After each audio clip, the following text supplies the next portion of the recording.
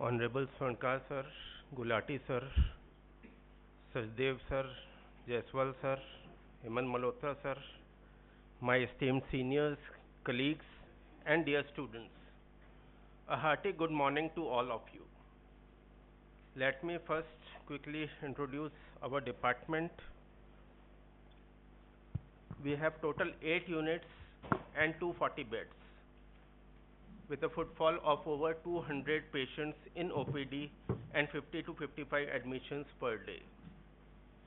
The occupancy in wards is reasonably good, with almost 100% occupancy in ICUs. We have total 23 residents in each batch, that totals to about 269 residents in all. We have over 100 publications in last 5 years. These are glimpses of some high impact publications. This is a comprehensive list of the research citations of our faculty members. Coming to our most significant achievement this year is the authorization of our university as a MRCP PACES exam center, making a significant milestone in the pursuit of excellence in medical training and assessment. I would like to acknowledge the wholehearted support of our management and the wholehearted presence of Sudhir sir during this process. Last year we had only one examiner, and this year we have added 6 more approved MRCP examiners from our university. President of the Royal College of Physicians, Dr. Andrew Elder, interacting with and handing over the certificates to our residents for successfully holding the mock MRCP exam. We will conduct our first MRCP PACES exam in the last week of September this year. Almost all senior faculty members of the department are recipients of prestigious national and international fellowships and awards. Continuing the legacy, Dr. Bansal and Dr. Deepak Gupta were conferred with FRCP Glasgow this year, and 4 of our faculty members received fellowship of Indian Society of Hypertension this year. We also actively participate in PGCR and UGCR. Value-added courses, Department of Medicine has been part of various value-added courses for students and faculty like BLS and ACLS. Dr. Mukesh Sarna and Dr. Anchin Kalia are AHA certified instructors of this course. Our department regularly conducts case discussions and journal club. PG students have proved to be a great asset to the institution by securing top positions in paper and poster presentation at the state and national level. We have started a series of quiz rounds to promote a culture of learning and healthy competition. Our faculty and residents have authored various chapters in yearly publication of Medicine Update 2025 and Clinical Medicine Update. 8 chapters in this book have been published by our faculty. These are the conferences organized by our department in the recent years. I'm happy to announce the upcoming conference in January 2026, 3rd Raj ISCM Con, and would request all of you, everyone, to save the dates, 10th and 11th of January. Recently, we presented our research findings in conference of International Diabetes Federation IDF at Bangkok. About alumni progression, PGs of our department have progressed to DM in various specialties, all due to the academic environment of our institution. Many have either completed or are pursuing DM in reputed institutions. Some of them have opted for various fellowship programs and senior residency, and most of them have joined private practice, and few have also chosen their career as teaching faculty. This is a consolidated list of our students who have progressed for higher education. We have significant representation both on the national and state level in professional bodies like Association of Physicians of India, IPF, ISCM, and American College of Physicians. With this, I hand over the proceedings to Dr. Nipun. Just a minute, I would also like to introduce two faculties, Dr. Yash Mathur in Department of Infectious Diseases. He has joined recently. And Dr. Sunil Jani, he has joined in Department of Geriatry. Nipun.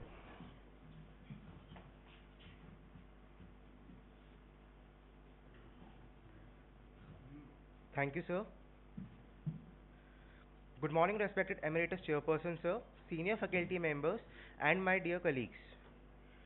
Today I am here to present a case of a 30-year-old unmarried female, accountant by profession, who presented to us in medicine OPD with the chief complaints of bleeding per vaginum from 28 days, rashes on both her lower limbs from 10 days, and generalized weakness with easy fatigability from 10 days. History of presenting illness. Our patient was asymptomatic until 28 days back when she developed prolonged and heavy menstrual bleeding. Unlike her previous cycles, this time at the onset of her menses, she experienced unusual heavy flow lasting for the first 5 to 6 days, necessitating a change of sanitary napkins every 4 to 5 hourly. Expecting it to subside within a few days, she did not seek any immediate medical attention. After 5 to 6 days, the bleeding was continued with variable menstrual flow for the next 20 to 25 days. However, the intensity of bleeding gradually reduced to 1 to 2 partially soaked napkins per day. Her menstrual cycle had otherwise been regular, occurring every 28 to 30 days, with moderate flow lasting for 4 to 5 days. The patient is unmarried and is sexually inactive. For this abnormal bleeding, she initially consulted a gynecologist at an external facility where she was managed on OPD basis. However, there was no symptomatic relief and the patient was advised to consult physician. Approximately 10 days back, the patient developed multiple small size red color rash distributed over both of her lower limbs, initially appearing around the ankles and progressively ascending to involve both of her thighs.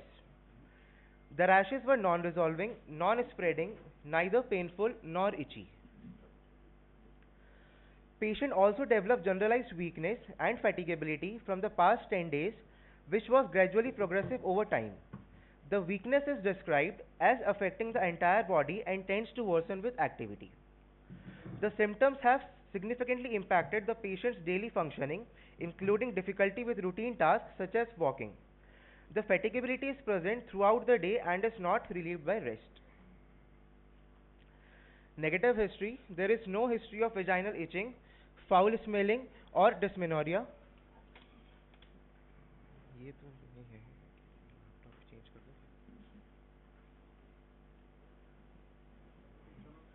No history of fever, joint pain, oral ulcers, dry mouth, allergy, recent travel, recent vaccination or insect bite. There is no history of easy bruising or bleeding from any other site. No history of any medication. Past history. There is no history of any similar complaints in the past. No history of any medical comorbidities and no history of any previous hospitalization, surgery or blood transfusion. Family history. There is no history of any similar complaints in family. Patient is vegetarian by diet, having normal sleep cycle with normal bladder and bowel habit. Patient is a non-smoker, non-alcoholic, having no drug addictions. Menstrual history. Prior to this episode, patient had a normal menstrual cycle with a regular menstrual flow. So as to summarize our case, we have a 30-year-old unmarried female who presented to us with bleeding per vaginum from 28 days, rashes on both of her lower limbs and generalized weakness with easy fatigability from the past 10 days, with no prior history of menstrual abnormality, fever, joint pain, with no significant medication history and family history for bleeding disorder.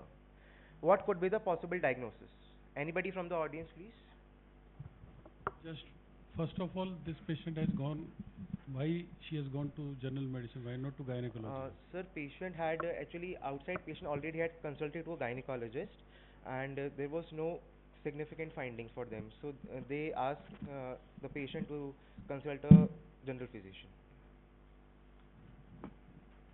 So any history of ulcers in the mouth, No, any sir. history of vaccinations, Sir, no, sir. right? Anybody from the audience, please? Yes. Given the history of the patient, she's a young female, so we have to rule out the autoimmune causes. It could be ITP or any, she might be taking any. Causes of bleeding per vaginum with skin rash can be broadly classified into gynecological causes, which will be discussed further. Hematological causes, which includes thrombocytopenia, platelet dysfunction, coagulopathies, autoimmune disease, and drug-induced causes. Coming to the vitals of the patient, she had tachycardia with a pulse rate of 114 per minute. Rest all parameters were within the normal limits. Coming to general physical examination, patient was sitting comfortably on bed, well oriented to time, place and person. She had an average build with a BMI of 22 kg per meter square. Eyes sclera was white, conjunctiva was pale with no dryness, grittiness or blurred vision. Tongue was pale and moist, nails were pale. Skin rashes shows purpural rashes mainly present on lower limbs, non-palpable, non-blanching, red color with few measuring around 2 mm and some more than 2 mm.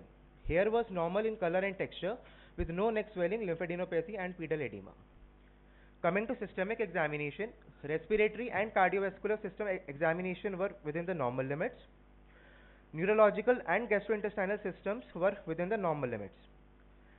First day, blood investigations were sent for the patient.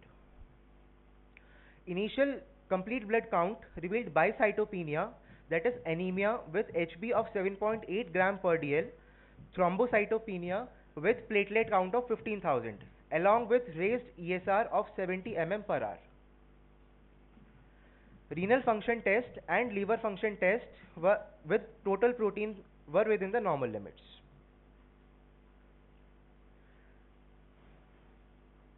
Urine routine examination revealed hematuria with 6 to 8 RBC per high power field. Rest all the investigations were within the normal limits. Ultrasound whole abdomen and pelvis showed no significant finding. Since initial CBC revealed bicytopenia, so we had to send workup to evaluate for the cause of anemia, which include corrected retic count, iron profile, LDH, vitamin B12, direct indirect comb test, stool for occult blood. Along with it, some additional investigations were also sent to evaluate for the cause of bleeding and thrombocytopenia, which includes immature platelet fraction, fibrinogen levels, PTINR, APTT, D-dimer and ANA by ISA. After sending investigations, 1 unit of single donor platelet was transfused as the patient was having thrombocytopenia with a platelet count of 15,000. Excuse me, did you send for HIV and HbSAg? Yes, sir. Right? Yes, did sir. you mention Yes, that? it is sent in the routine investigations and it is negative, sir. With active bleeding, after platelet transfusion, repeat CBC was sent. Simultaneously, gynecological and dermatology reference was taken. Now I would like to invite Dr. Ayushi Patel from Department of Gynecology and Obstetrics to discuss the gynecological aspect of bleeding per vagina. Dr. Ayushi.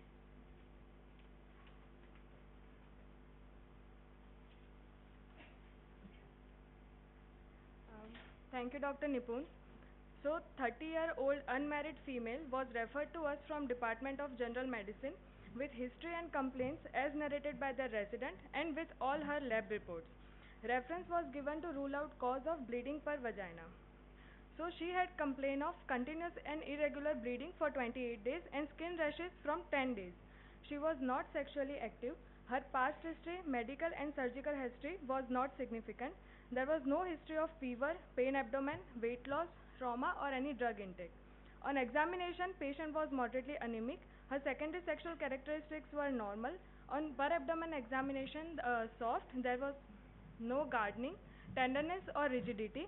On local genital examination, hymen was intact, external genitalia were normal and there was no active bleeding. On per rectal examination, uterus size was normal and parametrium was free. Now, what can be the causes of abnormal uterine bleeding is divided according to palm coin classification. There are structural causes and non-structural causes. Structural causes are polyp, adenomyosis, leiomyoma, malignancy, and hyperplasia. And non-structural causes are coagulopathy, ovulatory causes, endometrial causes, iatrogenic, and not otherwise classified. Earlier, it was called dysfunctional uterine bleeding when there was no structural and systemic causes were found. Now it is called abnormal uterine bleeding. Differential diagnosis of abnormal uterine bleeding. Her ultrasonography was abdomen and pelvis was normal. So as per USG, all structural causes of AUB were ruled out. And now, since her platelets were less, so other than thrombocytopenia, detailed coagulation profile is still awaited. Her menses were regular, associated with cyclical pain. That rules out ovulatory causes.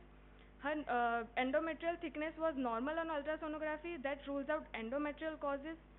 There was no history of oral contraceptive pills or any other medications. That rules out iatrogenic causes, and abnormal uterine bleeding not yet otherwise classified.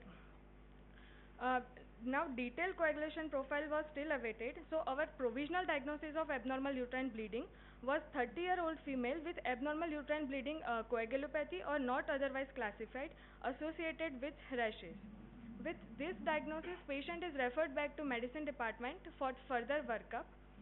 And now I would like to call upon Dr. Avani, second year resident from the Department of Dermatology, to discuss further slides.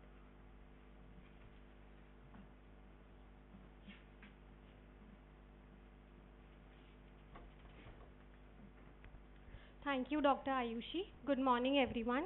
I am Dr. Avani from Department of Dermatology, and I will be discussing the case further. So we were referred a case of a 30-year-old female from the Department of Medicine with asymptomatic skin rashes on lower limbs since last 10 days. Discussing about the mucocutaneous examination. On inspection, we saw presence of multiple bright red colored petechial to purpuric macules present symmetrically over bilateral lower limbs. On palpations, the surface was smooth, they were non-tender, non-blanchable, the lesions were flat, hence non-palpable. We performed a diascopy test. This test is basically done to differentiate purpura from a erythema. In this, we press a microscopic glass slide over the lesions, and as in our case, the diascopy test was negative. On pressing the glass slide, the lesion did not blanch, hence this lesion was non-blanchable. We also examined other body sites like oral mucosa cavity, palms and soles. These were spared. So our rash was only localized to lower limbs.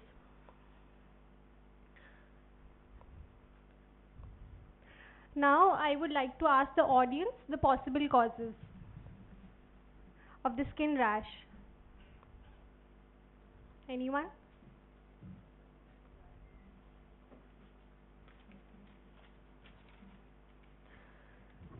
Dermatology department, residents, or medicine for that.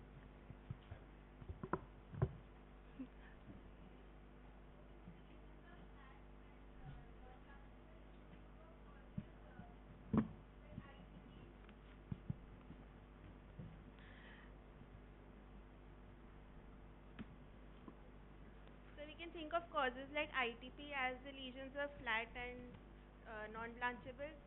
Yes, that could be a possible cause. Now, based on the history, clinical examination and the initial lab investigations we received, the possible causes of non-palpable purpuric rash could be a hematological one arising due to thrombocytopenia from immune thrombocytopenic purpura, or it could be a coagulation disorder. There is also an underlying possibility of autoimmune etiology. Now, these autoimmune disorders can also have palpable purpura, that is vasculitis.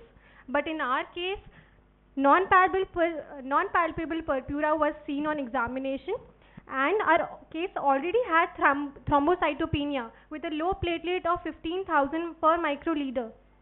Hence, cutaneous and systemic vasculitis was ruled out on the basis of history and clinical examination. After ruling out Our provisional diagnosis was that this purpuric rash is likely secondary to thrombocytopenia.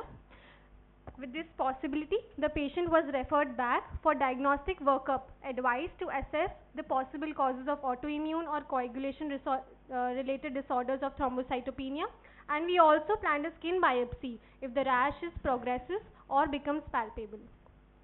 Can I ask you a question? Yes. Why, if the rash was thrombocytopenic rash, why was it there only on the legs? It should have been everywhere, trunk, upper limbs. Yes, sir. Why only on the lower limbs? So firstly, it was an acute rash. The history was only 10 How days. does that make a difference? If it is rash because of thrombocytopenia, why would it be localized to only the lower extremities? Do you have an explanation Yes, for sir. So that? because of the hydrostatic pressure and gravity, there is a more preponderance to appear rash on lower limb first. I think thrombocytopenic rash doesn't have a predilection for lower limbs. It can happen. It should happen everywhere. I would tend to think more of a vasculitis syndrome producing exclusively rash on the Yes, lower sir. limbs rather than, and maybe the autoimmune disorder could be producing thrombocytopenia as well as the rash. That would be my first impression before the investigations are in. Yes. Sir, Is something wrong in that no, thinking? sir, you're right. Sir, we have two things here because we had only clinical examination history which showed that the regions were flat, non-palpable. So we deduced towards thrombocytopenia. And also we had the investigation of... But you haven't answered my question. Why thrombocytopenic rash only in the lower limbs? Yes, sir. So I'll see to that. Because she was treated within 10 days of her rashes, so it's too early to say whether it was spreading or not. Yes. Thank you. Now I would like to invite Dr. Nipun from Department of Medicine to please take the case further.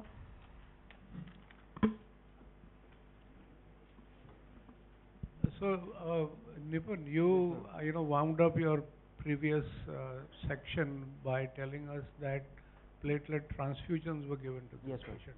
And why was platelet transfusion given, may I ask? Sir, we received A1 CBC which shows thrombocytopenia of 15,000. Although it is not an indication for So what are the transfusion. indications for platelet transfusion in thrombocytopenia? There is no fever, there is no CNS bleed, there is no impending surgery planned. Yes, sir. 15,000 platelet counts. Why platelet The transfusion? transfusion was given because the patient was actively bleeding. So that's why we gave one transfusion, and before transfusion we send all the related investigations we want. Okay, carry on. Thank you, Dr. Avani. Let's have a quick recap of the patient's clinical and laboratory profile. We have a 30-year-old unmarried female who presented to us with a complaint of abnormal bleeding per vaginum and purpuric rash with a normal gynecological and systemic examination. Initial investigations revealed anemia with a HB of 7.8 gram per dl and thrombocytopenia with a platelet count of 15,000. As discussed earlier about the possible causes, we ruled out gynecological causes on the basis of normal examination. Drug-induced causes of platelet dysfunctions and bleeding were ruled out on the basis of negative history of any drug intake. Normal renal function rules out uremia. Now we are left with the possibilities of hematological causes, including causes of thrombocytopenia and coagulopathy and autoimmune disorders. CBC of day 2 after transfusing 1 unit of single donor platelet yet revealed severe thrombocytopenia of platelet 17,000. IPF was sent, which was raised to 21%, indicating a normal bone marrow function and peripheral destruction of the platelets. Meanwhile, we received the investigations of workup for anemia, which revealed that the tests were within the normal limits. Coagulation profile showed isolated prolonged APTT with a normal PT-INR. ANA report also turned out to be positive with a speckled pattern with strength of 2+ in 1:80 titer. So to confirm which specific antibody is present, we sent ANA profile. Compiling our detailed history examination, initial referral along with the investigations, we have a 30-year-old unmarried female who presented with abnormal bleeding per vaginum and purpuric rash, whose investigation revealed bicytopenia, isolated prolonged APTT and a 2+ positive ANA by IFA. Working on the initial possible causes, we ruled out DIC on the basis of International Society on Thrombosis and Hemostasis criteria for DIC score, which was 4. Secondarily, the patient had normal PT, normal fibrinogen level, which excludes DIC. Now, the hematology reference was taken in view of complaints, thrombocytopenia, raised isolated prolonged APTT, and to rule out further causes. Now, I would like to invite Dr. Gaurav Ojha, DM resident from Department of Clinical Haematology, to discuss the further slides.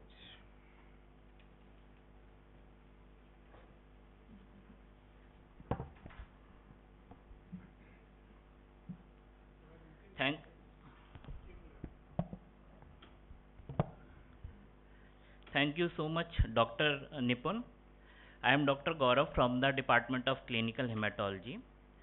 So we received a reference regarding patient 30-year-old women presenting with abnormal vaginal bleeding, a purpuric rash, and lab findings suggestive of a bleeding disorder, notably thrombocytopenia, along with markedly prolonged APTT.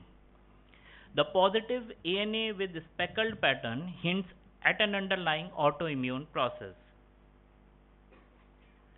An isolated prolonged APTT can arise from factor deficiencies like factor 8, 9, 11, and 12.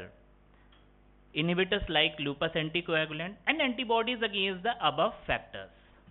A patient with von Willebrand disease or a patient on heparin therapy can also have an isolated prolonged APTT.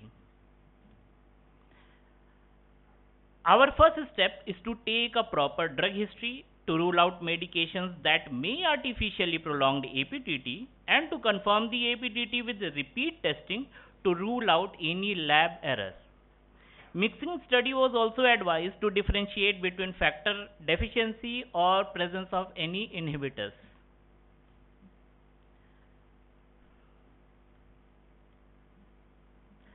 So mixing study results aid in selection of further coagulation testing such as assays for specific factor deficiency or inhibitors. To perform a mixing study, we mix patient plasma with normal pooled plasma in the ratio of 1:1 and measure the APTT that was initially prolonged. In factor deficiency, normal pooled plasma aids sufficient clotting factors to overcome the deficiency, thus correcting the APTT. But if an inhibitor is present, it typically inhibits the clotting factors in patient's plasma and normal pooled plasma. So the APTT will remain prolonged. As the APTT was still prolonged, the mixing study results suggested possibility of factor inhibitor and ruled out factor deficiency. For our next step, we will focus on targeted testing to pinpoint the underlying cause. First, we will test for factor inhibitors. These are antibodies that can interfere with the clotting factors, leading to unexpected bleeding or poor response to treatment. Next, we will check for lupus anticoagulant along with anti-cardiolipin antibodies and anti-beta-2 glycoprotein 1 antibodies.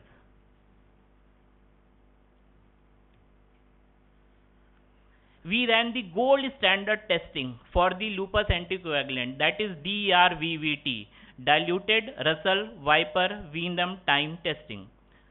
Lupus anticoagulant was detected via DRVVT. However, both anti-cardiolipin antibodies and beta-2 glycoprotein 1 antibodies were negative.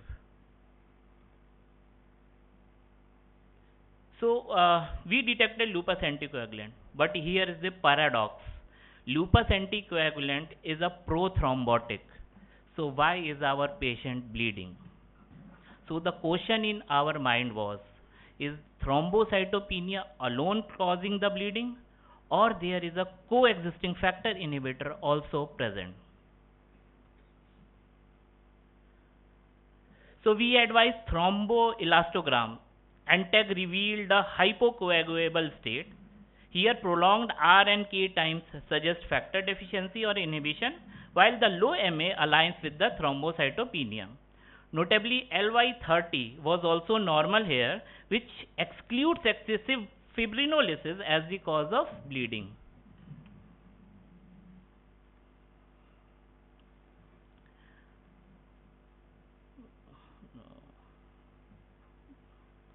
The bleeding appears to stem from two key issues: thrombocytopenia and clotting factor inhibitors.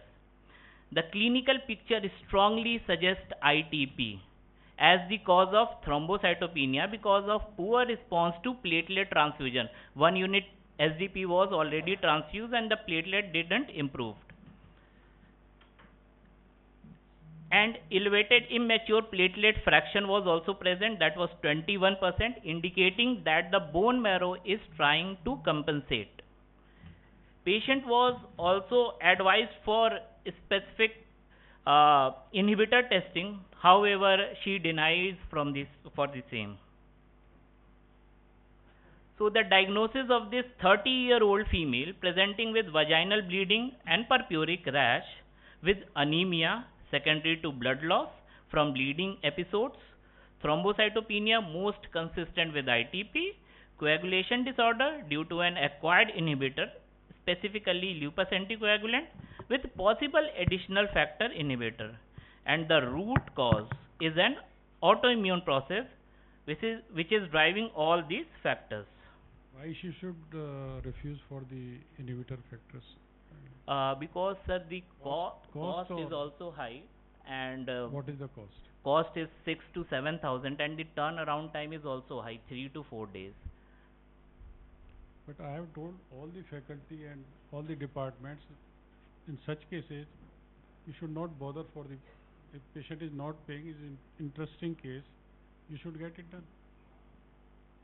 If you do proper counseling, then what is the problem? To reach to the diagnosis or rule out the diagnosis. We said on many occasions. We'll keep that in mind, sir. There is a provision and a budget for institutional support for academic testing if you are stuck because of economics for the diagnosis.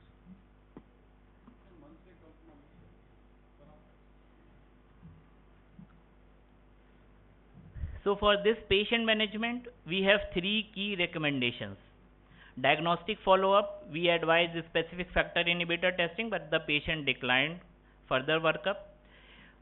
Primary treatment for ITP is IVIG at 1 gram per kg per day for 2 days. That is the preferred option. Alternately, we can have steroid pulse therapy if IVIG isn't possible, because the rate of IVIG is very high. For persistent bleeding,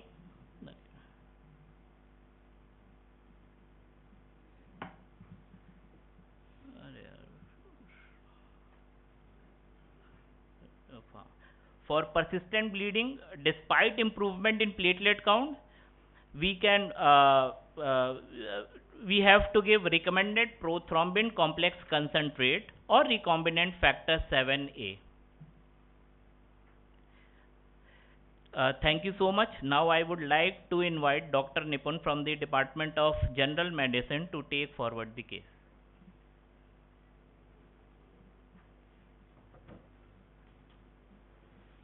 Thank you, sir.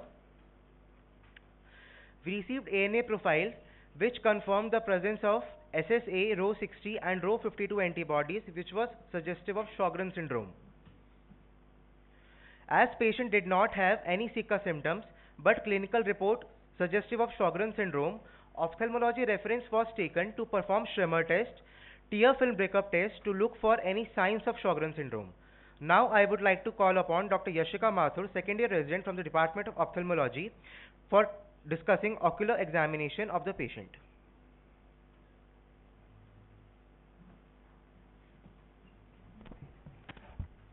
Good morning everyone. Thank you Dr. Nipun. I am Dr. Yashika Mathur, second year resident from Department of Ophthalmology. I would like to take this case discussion further.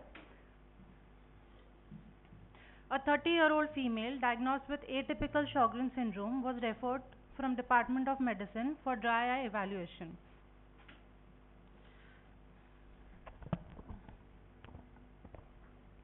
Patient had no complaint of any ocular discomfort, foreign body sensation, redness or watering in either eye. Since she is diagnosed with Sjogren's syndrome, we evaluated her if there were any signs of dry eye. We performed a general eye examination where her visual acuity was 6.6 and near vision was N6. Her intraocular pressures were normal, 17 and 18 mm of Hg, and pupils were round, regular and reactive. Further, we performed a slit lamp examination. Her eyelids were normal, conjunctiva was slight pale and there was no congestion present. Anterior segment appears to be normal. For evaluation of dry eye, a Schirmer test and tear film breakup time was done. Schirmer test is a procedure used to measure tear production in the eye, typically to diagnose dry eye. Patient is asked to sit comfortably and hands of the examiner must be washed to ensure the hygiene. Schirmer tip is folded around 5 mm from the rounder inner end and gently positioned in the lower fornix at the intersection of middle and outer third of each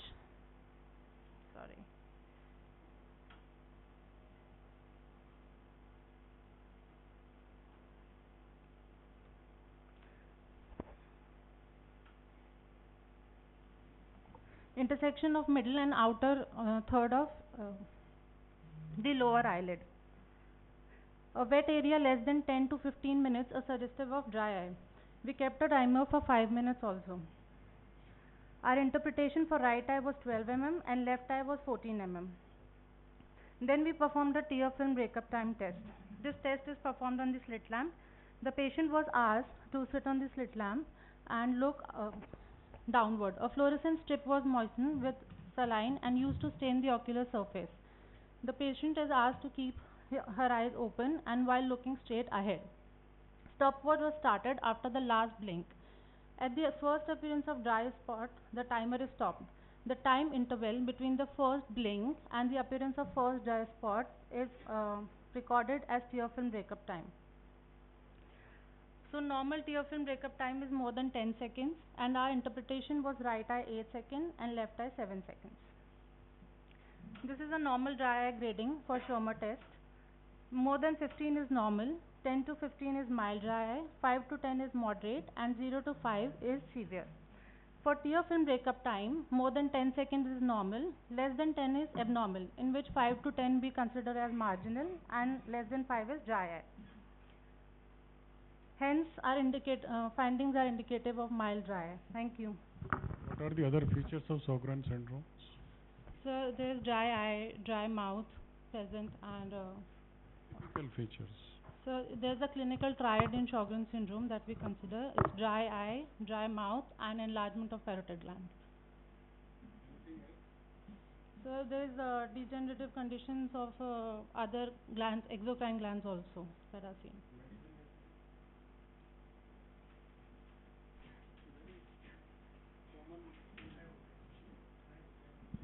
There can be vaginal dryness also. Along with it, there can be extraglandular manifestations. For example, it can involve lung, it can involve kidneys and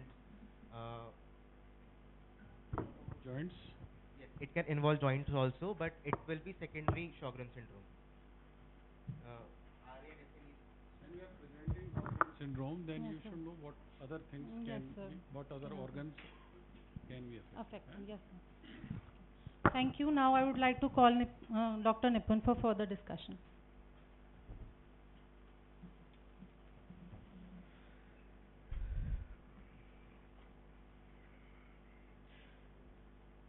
Thank you, Dr. Yashika. Finally, summarizing our case, we have a 30-year-old female with abnormal bleeding per vaginum, purpuric rashes with bicytopenia, along with prolonged APTT with a normal PT-INR, positive ANA by IFA with prolonged APTT on mixing studies, along with presence of lupus anticoagulant. ANA profile revealed presence of anti-Rho 60 and 52, which was suggestive of Sjogren's syndrome. On ocular examination, we found Schirmer test positive and tear film breakup test also shows mild dry eye. Now we applied Euler criteria on it and it shows the score of 4 that fit into the criteria of Sjogren syndrome. So our final diagnosis is primary Sjogren syndrome with secondary immune thrombocytopenic purpura with acquired coagulation factor inhibitor, which may be lupus anticoagulant or specific or factor inhibitor. We manage this patient. We give pulse therapy, injection methylprednisolone 1000 mg 24 hourly intravenous for 3 days, followed by tablet prednisolone 30 mg 12 hourly with tablet hydroxychloroquine 200 mg 12 hourly and other supportive treatment in the form of eye drops, that is carboxymethylcellulose. We discharge the patient after 7 days on tablet prednisolone 30 mg 12 hourly for 6 weeks and tablet hydroxychloroquine 200 mg 12 hourly. On discharge, the platelet were 1,21,000. Patient was called up for follow-up after 1 week with the CBC report, and it showed the platelet of 1,62,000. Platelet count improved, rashes were resolving. Patient was symptomatically better with no bleeding per vaginum. Generalized weakness and fatigability improved. However, the APTT was still prolonged. It is also expected as there is presence of antibodies. Due to dose of steroid will be tapered after 6 weeks when symptoms resolved. Discussion part. Sure. So, what were the other ancillary treatments given in addition to steroids? So, you tell our younger colleagues that when a patient is planned on long-term corticosteroid therapy, Yes, sir. what other things do you need to take care of? We can give immunosuppressive drugs like we can give immunosuppressive. I have discussed it. Long-term corticosteroid therapy, what ancillary treatments, precautions would you do? Okay. Okay. Sir, patient is predisposed to the infection, so we will counsel her to prevent her from the infections. Sure. Then what does prolonged corticosteroid treatment produce? At least 4 or 5 important things. Facial puffiness can be there. Can you do anything for that? No, sir. There are some things which you can and should do.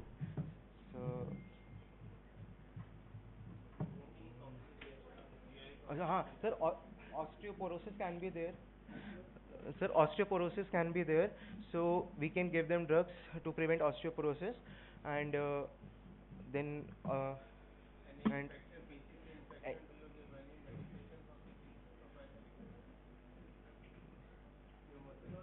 yes, sir, prophylactic vaccines we can give for HPV and all. We can give that. Discussing Sjogren syndrome, incidence is 4 per 1 lakh with a 70% has primary Sjogren syndrome.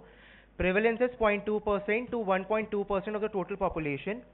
Symptoms include keratoconjunctivitis sicca, xerostomia, symmetrical parotid swelling, lacrimal swelling, skin dryness and the vaginal dryness. Other symptoms include fatigue, fever, difficulty in concentrating, and autoimmune hepatitis, primary biliary cirrhosis, systemic vasculitis and Raynaud's phenomena. Lab investigation include antibodies of anti-Rho SSA antibody and anti-Rho SSB antibody, R factor, anti-nuclear antibody and cytopenia. It can cause type 4 RTA, which can lead to paralysis, periodic paralysis. Next is pathophysiology of hematological features in Sjogren syndrome. Sjogren syndrome involves B cell hyperactivity with autoantibody production. Autoantibodies that target clotting factors can arise. Lupus anticoagulant cause thrombosis but paradoxically prolonged APTT. What are B cells? So there are 2 types of cells. One is T cell. Which cell? Sir? Which cell? Lymphocytes, sir. So tell like that. Okay, then? Sir, B cells and T. Sir, B cells and T cells. T cells are thymus, means the lymphocyte which gets mature in the thymus. So it is a T cell and what the B is the key difference in B cells and T cells? Sir, B cell can produce the memory cells also, and T cells marks the inflammatory response. As soon as antigen enters in the body, it is presented to the APCs, that is antigen presenting cells. That antigen presenting cells secrete cytokines and interleukins, and that causes accumulation of T lymphocytes, and it marks that response to the Which infection. cell is responsible, whether T cell or B cell, for the immune boosting or anaphylaxis? So it's B cells, sir. It causes memory cells and infection and memory जो है tissue में जाती है ना, that is T cells, ठीक है ना?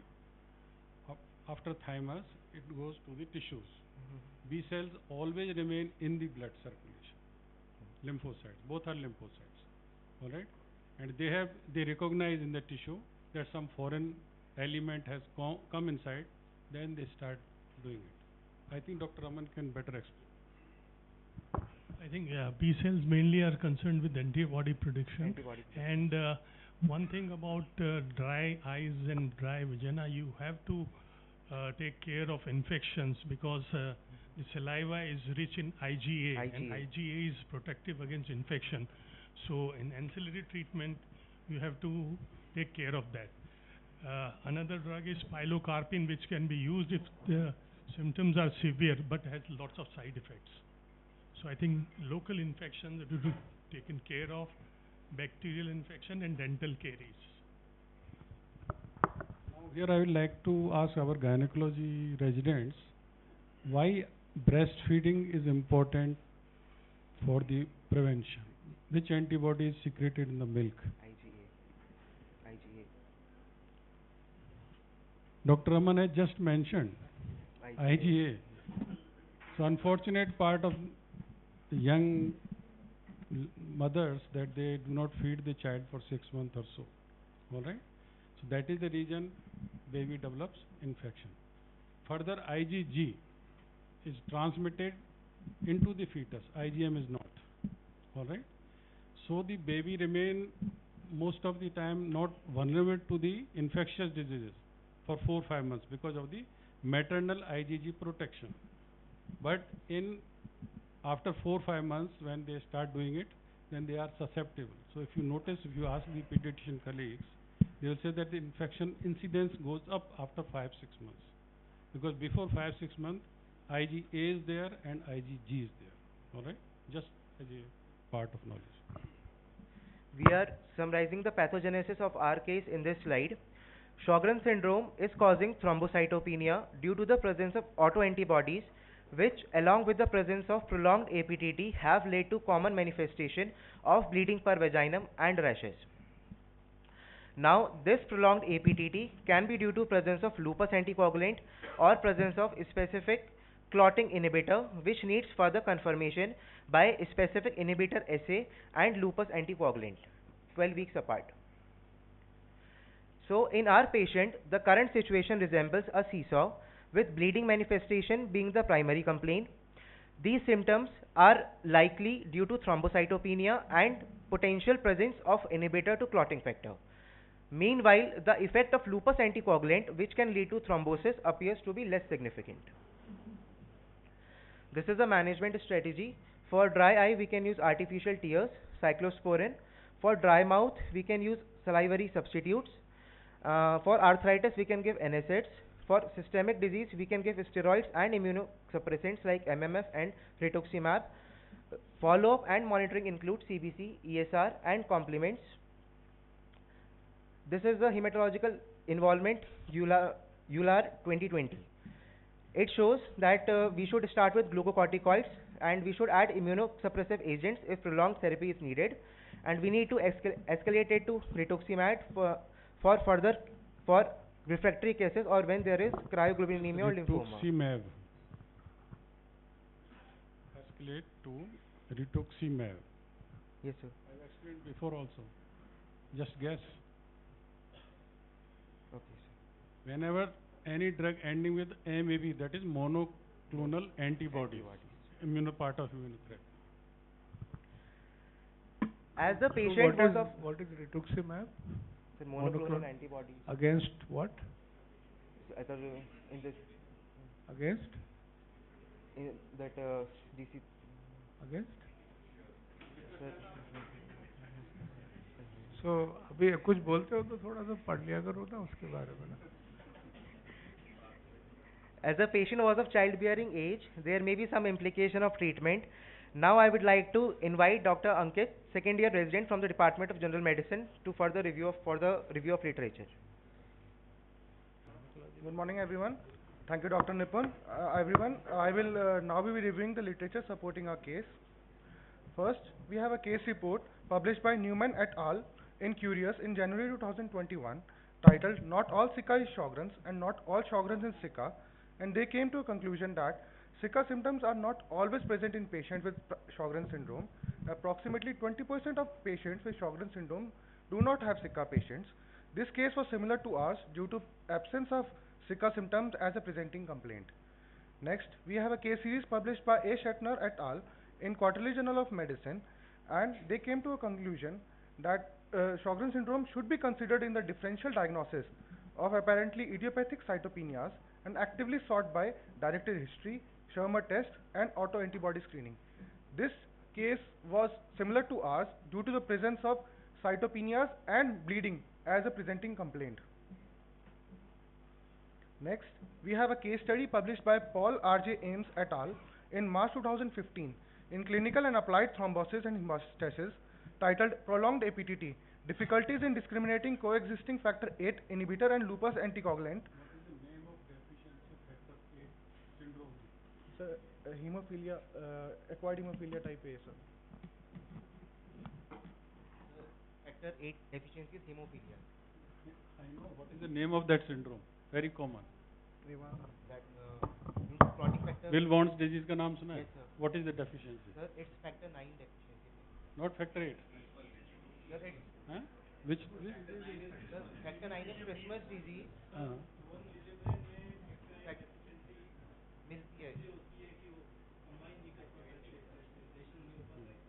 Because recently one of my friend son was treated and found out to be factor VIII deficiency Wilbon disease.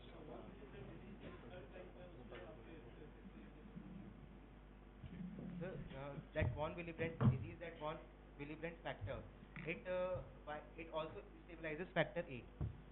So that is why common mistake. Otherwise, in von Willebrand disease, there is a deficiency of von Willebrand factor, but it stabilizes factor VIII. That is why उसमें हमें उसके features भी मिलते हैं. Otherwise, it is only for one.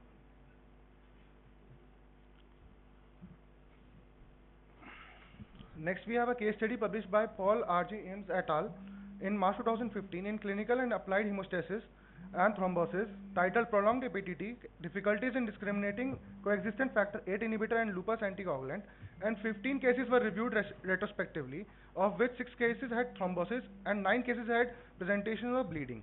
And they came to a conclusion that factor VIII and its inhibitor can be influenced by the presence of a lupus anticoagulant in a patient with increased APTT. This case was similar to ours due to the presence of both lupus anticoagulant and factor inhibitors simultaneously.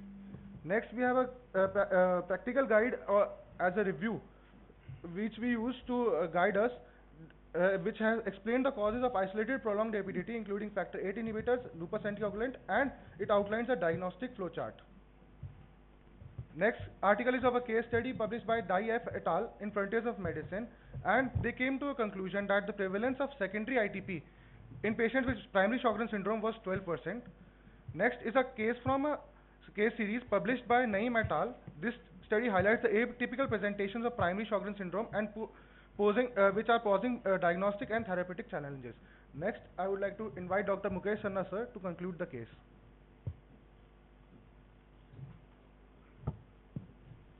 Good morning, sir.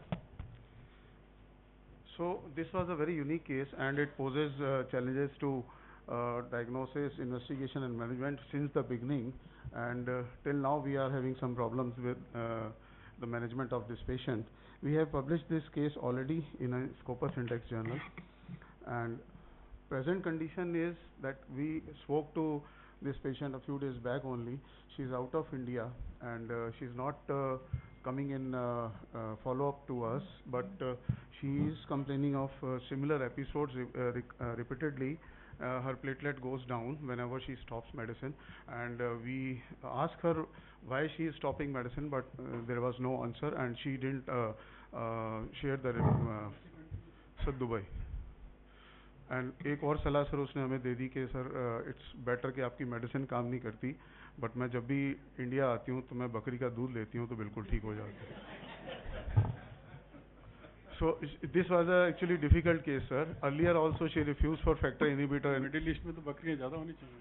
सब खा लेते हैं. So she takes medication intermittently. So the uniqueness in this case was that there is atypical presentation of Sjogren. There was no Sicca symptom. At around 20% of Sjogren patients are not having Sicca symptoms. She manifested as cytopenia initially, which was very rare in cases of cytopenia. And the most important thing in this case was two confounding factors were there. Lupus, which is causing thrombosis, which should lead to thrombosis and clotting, but on the other side the factor inhibitors and thrombocytopenia was causing bleeding. So in ROL we presented a case study in that they studied 15 cases and 9 cases showed bleeding and 6 cases thrombosis with the similar picture. So this patient can present in any way. So take home message is that you should consider autoimmune cause whenever a young female comes with bleeding PV and rash. Genetic study कराया?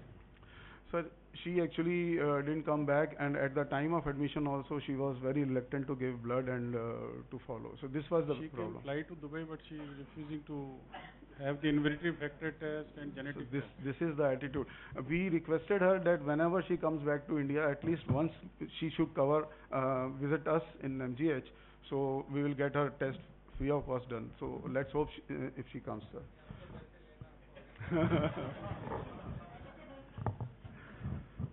So stepwise approach to the coagulability should be there, and we should do the interdisciplinary care and always consider the rarity, though the rare diseases occur rarely, but they do occur. Thank you very much, sir. So remember, Sjogren is more than just dry eyes. Thank you, Emeritus Chairperson, for giving such a nice academic environment in our college. Thank you, MGUMST management, sir.